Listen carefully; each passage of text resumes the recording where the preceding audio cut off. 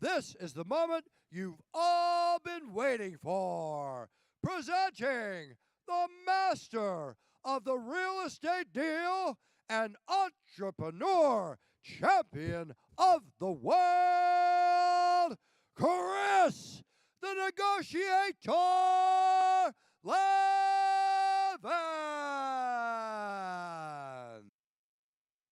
I love that intro. I chuckle every time. I know that may sound a little bit arrogant, but it is what it is.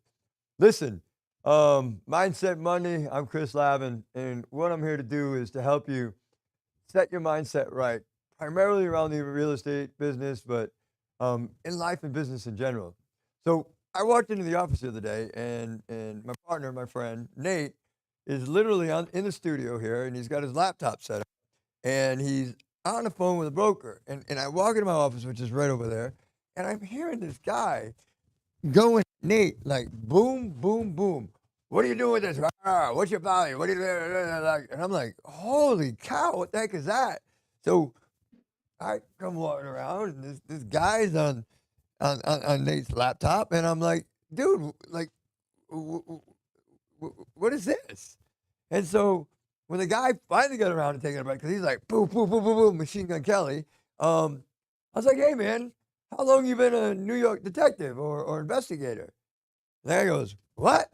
And I was like, yeah, man, it's like you're asking this guy for a social security number, blah, blah, blah, and this and that and that and that. And the guy goes, oh, I'm sorry. And what that did is like they got this preconceived play out that they're doing when they get this person, get you the first time on the phone or a first time buyer in their perception. They're trying to, see if they can bully you, because like if they can bully you in that part of the sales process, they're going to bully you all through the sales process.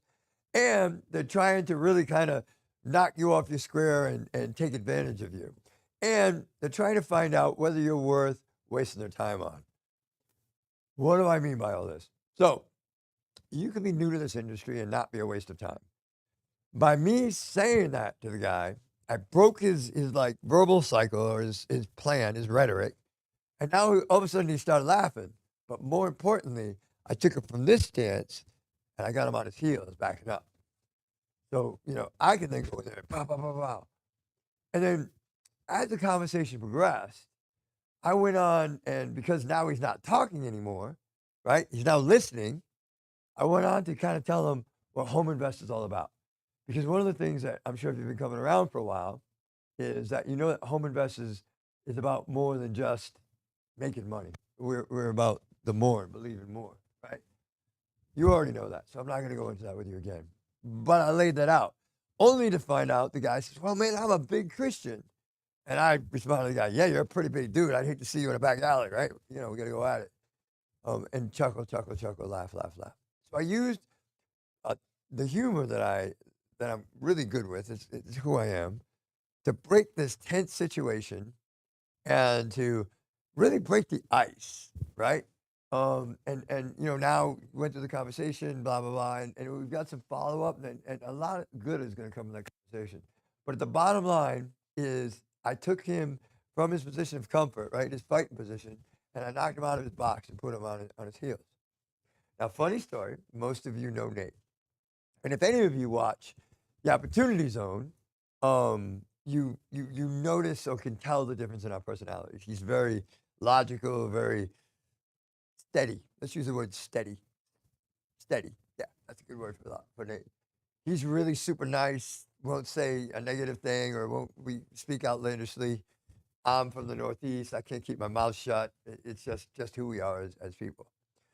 So, ironically enough, as I did this over Nate's shoulder, the next day, I think it was, yeah, today, um, Nate gets on the phone for one of our students, and the same thing is happening to him. The guy's like, Machine Gun Kelly, firing away, boom, boom, boom.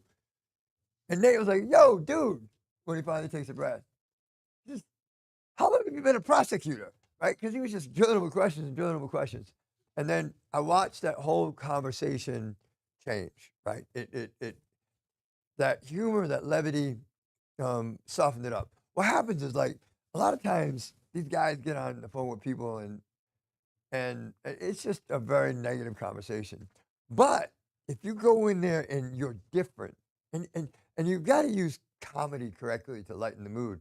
But if you put a smile on their face, next time next time I call, they're gonna be like, "Oh, it's that crazy dude, Chris Lavin." They might even put me on speakerphone with a room full of other people that because he knows that I'm not outlandish, right?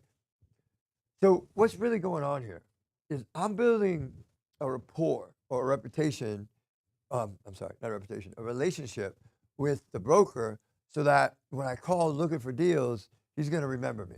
He's not going to be just some of those, 130 people that called. He's going to remember me, the crazy guy that will transact on deals.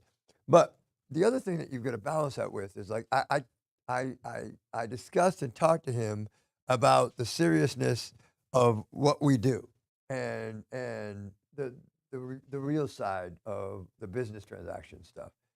So he got the full picture. He knows that we're human beings. We laugh, we joke, but he also knows that we're business people that transact and make things happen. So it built that relationship. So remember that you're gonna run into that every time you call a new broker. I'm really good at like bobbing and weaving and making stuff happen. You've got to get that level of comfort.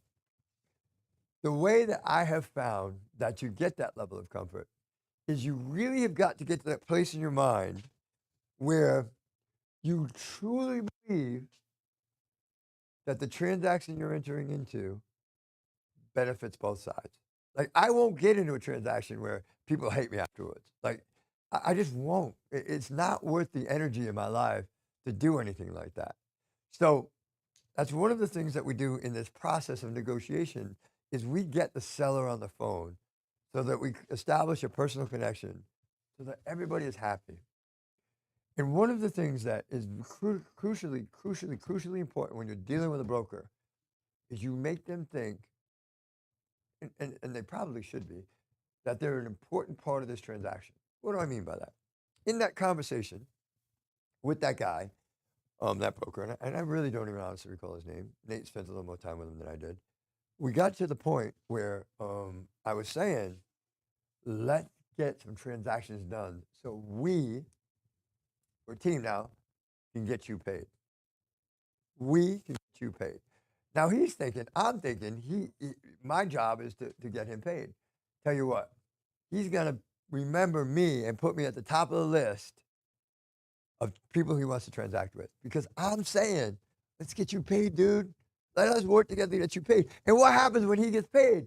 It means that I'm transacting a deal and that deal now works. If that deal works, he's getting paid, I'm getting paid, more is getting paid, my investors are getting paid, and everybody's happy. And at the end of the day, when it comes to real estate transactions, that is really what we want. So remember, don't let these brokers, I'm gonna close with this. Don't let these brokers beat you up, knock you off your square. Don't let it happen. Remember, you are solving a problem. You are their solution. Walk into it with that. Know you're doing it. Pray about the situation and always move forward. Thank you all for being here today. I want to tell you that this is pre-recorded. I had to go out of town unexpectedly for some personal stuff, and I'm not able to be in the studio today, Monday. But I didn't want to leave anybody hanging because you're really important to me. Because if you weren't showing up, I wouldn't have anybody to spread this knowledge to. And if I didn't have anybody to spread this knowledge to, I would be, burying my talents and not multiplying like God intended us to. So God bless y'all. Thank you for being here. See you later.